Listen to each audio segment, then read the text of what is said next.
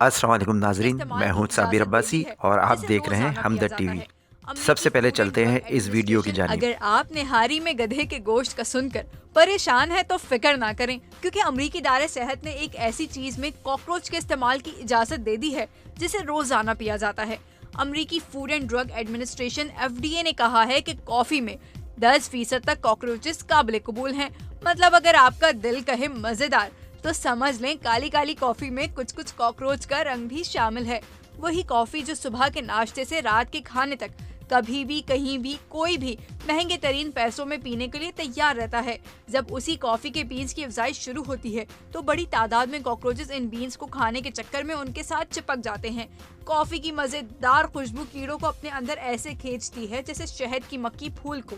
वैसे coffee beans की फैक्ट्रियों में सफाई तो होती है, मगर ह्यूमनली ये पॉसिबल नहीं कि कॉकरोचेस का सफाया मुकम्मल तौर पर किया जा सके।